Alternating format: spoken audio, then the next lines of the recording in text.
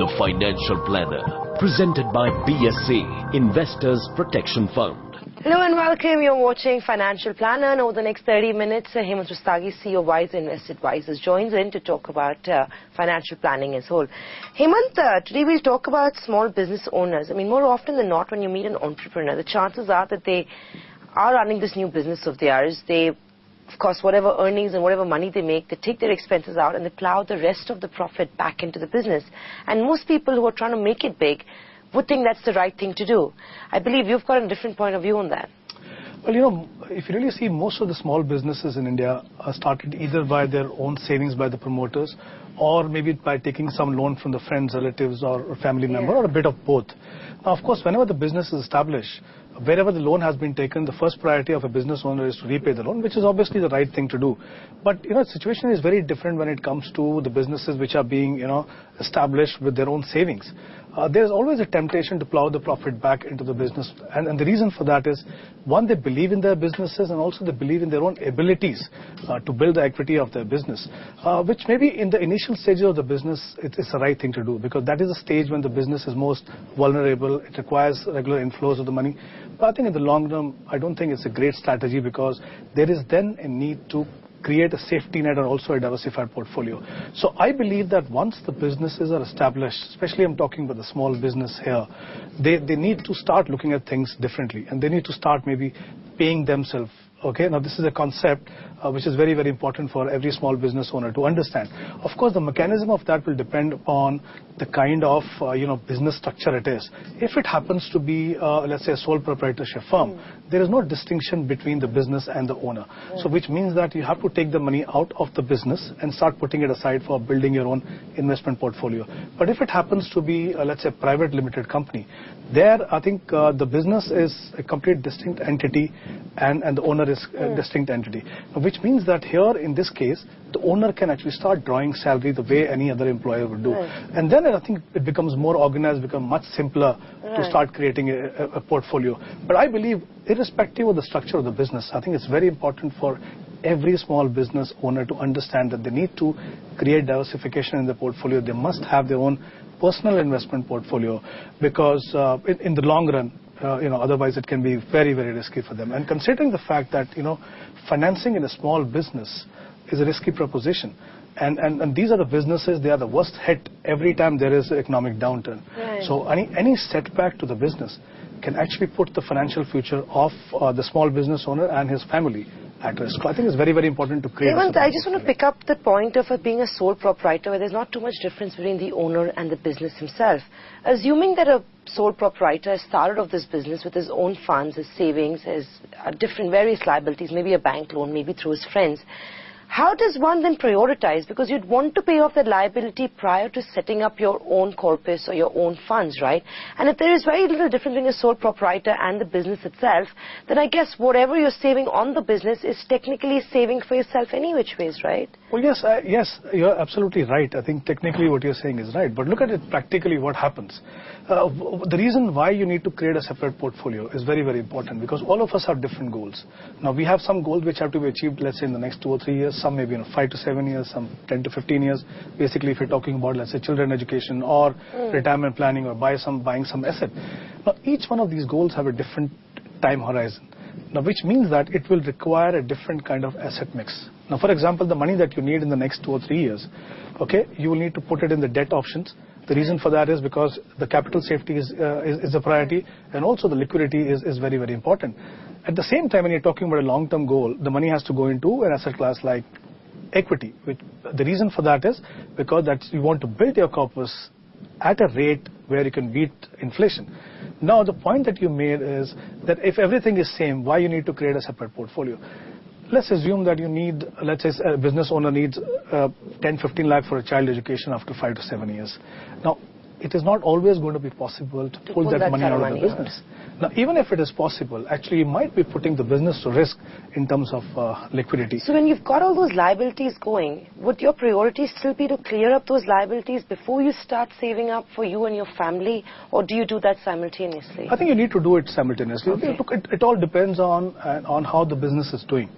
Okay, the point I'm trying to make is if it is just not possible to keep some money aside for the personal investment goal, maybe there is something wrong with the business. Maybe then they need to really rethink whether they should be continuing the business or should be looking at something else. Okay. The point is that you give yourself some time, okay, a few years where you feel that, okay, this is the time I need to build my business. But even after that, if you're not able to build that business or you're not able to take the money aside, I think it's time for them to really have a hard look at their business and then decide what should be the future course of action. Hemant, we often talk about financial planning, especially when talking to professionals when there's a regular flow of income, because it's easier to plan then. You budget, you know exactly what you've got left at the end of the month, and you know exactly where this money is going to go into. I'm guessing the goals are the same, be it a professional, be it a sole proprietor, or be it the CEO of a company or a promoter of a large company.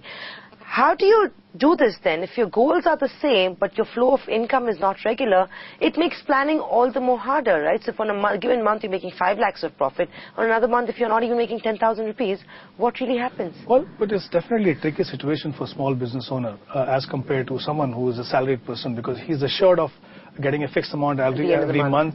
He can plan his different goals. He can plan how much he's going to be investing every month, which a small business owner, especially when there is no regularity in the income, can actually face a lot of hardship there.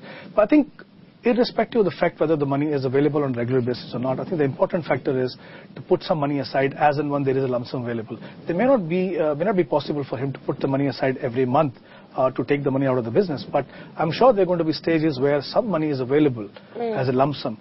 They need to then start putting that, and maybe some part of it, let's say if you want to invest X amount, it may not be possible for you to take out from your business every month. I'm sure there's some part of it can be taken out. So it could be a mix of investing on a regular basis, so whatever can be done, and also then looking at whenever there is a lump sum available, take the money out and start putting it towards your personal investment goals and an investment portfolio. I mean, that's the only way you can create that kind of corpus which is required for different goals. Also, given that it's going to be irregular income for an X number of years until you don't reach that stability, how important is it to have a safety net or to have a contingency fund set up? Because if your income's going to be volatile, your outgoings are not going to turn volatile. I mean, your basic expenses and fixed expenses will still be there. Look, risk management is very important for every investor, but I think more so in the case of small business owner. The fact is that, one, you need to create an emergency reserve, not only for your own personal need, but also for the business. Because that has to be separate. So you create a contingency reserve for the business and a contingency reserve for yourself. That has to be the priority. Because, you can have ups and downs in the business. So from where are you going to generate that cash flow? So I think it's very important to create an emergency reserve for the business and also for the personal needs, because you don't want a situation where you have to face economic downturn for a prolonged period and then you neither have the money to run your business nor your house. So I think that is very, very important. It could be around 6 months expenses of your personal expenses and also what is required for the business. Can be hard to actually achieve that. It's easier to say that, but I think they need to really, really focus on that. The second part, very, very important, especially for a small business owner, is to look at risk management from the point of view of life insurance cover and health insurance cover. For a salaried person, there are many options. There could be a provident fund, there could be gratuity, then there is also the pension benefits. None of that is available for a small business owner. He needs to create that corpus himself. Now, what he needs to realize is that unless and until he has risk management in place, he's putting his dependent, his family member at risk. So I think it's very, very important that before even creating that investment portfolio to achieve different goals over a different time period, the focus has to be on risk management. And that's, as I said, begin with creating an emergency reserve, and then also look at risk management by way of life insurance policy, health insurance, ensure that your property is insured, and this is the right way to start. Hemant, every time we've spoken, you've always insisted that everyone should try and create wealth for the long term by investing through SIPs, where you make a regular investment every month.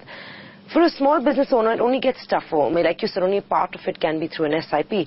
So what really happens when you have the lump sum money available? Do you put that in a bank account and say, I'm going to do an SIP every single month? Do you make a lump sum investment? What exactly is an idealistic way to deal with this? Of course, it then depends on your personal choice. Look, why we always recommend a systematic investment plan is basically meant for those investors who do not have a lump sum to invest. Okay. And if you want to create a corpus over a period of time, one thing that you want to avoid is committing too much money at one level of the market, because that amounts to timing the market. But for someone who does not have a lump sum, the only way is to create a corpus by a smaller contribution. But for someone who has a difficulty in generating that regular inflow, Right. and one of the ways, of course, is like I said, whenever there is an investable surplus available for long term, put that into equity. Now, it is not that either it should be lump sum or SIP. It as long as it's both. done. If my time horizon is 15 years, okay, and I'm putting money today, I don't think it really matters whether I'm doing through SIP or this. In fact, the chances are the lump sum investment will give me better return as compared to SIP. And the reason for that is that as the markets go up, your average cost will continue to go up. And you benefit from averaging only when the markets go down or when the markets are volatile. So it is not that SIP guarantees that you're going to get best return.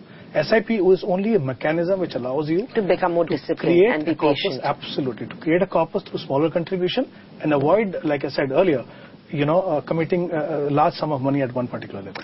Also, you made a very interesting point where you said small business owners, when they invest in equities, they tend to invest in the same industry that they work in. I'm guessing because you're most familiar with the sector that you're operating in. You've also gone to say that this is actually not advisable. Obviously, diversification is probably why it's not advisable. But how do you avoid doing this? Because if you know a sector extremely well, then I don't see why there's a problem playing that sector. But there is something called diversification.